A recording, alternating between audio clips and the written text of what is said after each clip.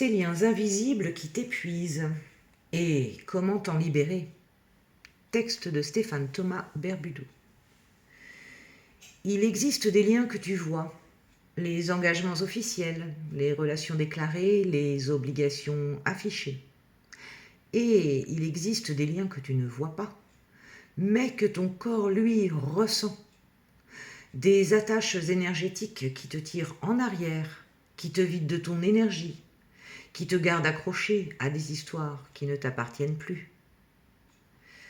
Ces liens ne sont pas seulement émotionnels, ils sont vibratoires.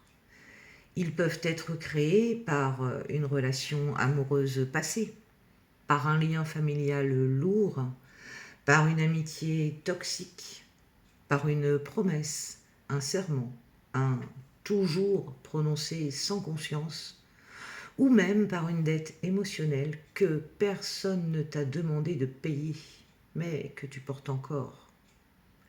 Chaque fois que tu y penses et que tu sens un poids, chaque fois que leur voix intérieure résonne encore dans ta tête, chaque fois que leur regard vit en toi alors qu'ils sont absents, le lien est toujours actif.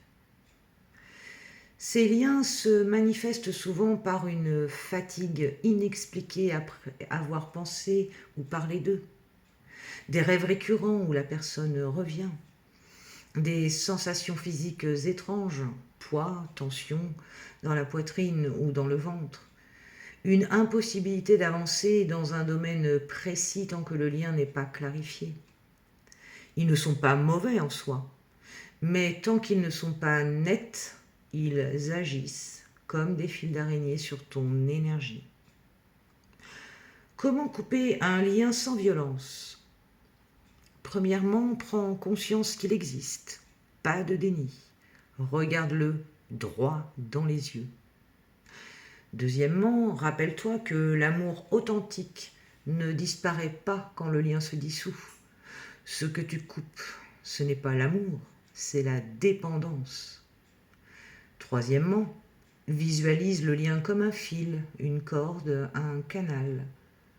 Observe où il est relié à ton corps, souvent au cœur, au plexus ou au ventre.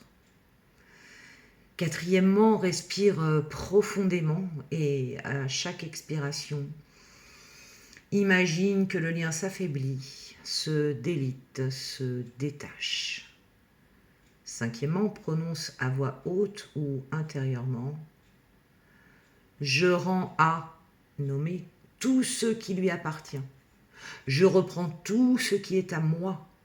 Nous sommes libres et souverains. Sixièmement, scelle la libération par un geste concret.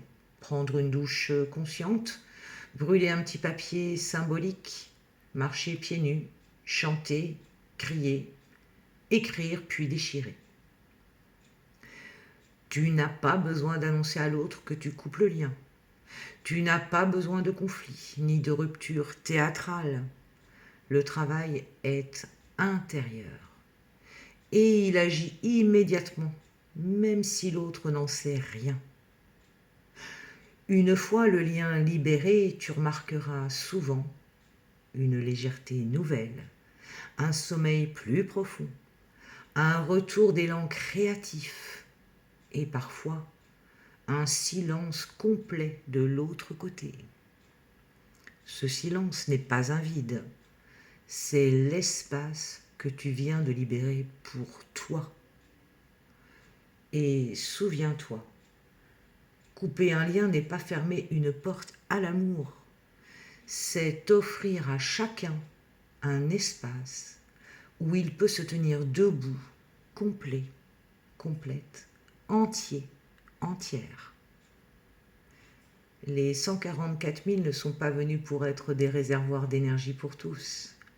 Ils sont venus pour rayonner si fort que chacun se rappelle comment créer sa propre lumière. Et cela commence toujours par un lien coupé à l'intérieur.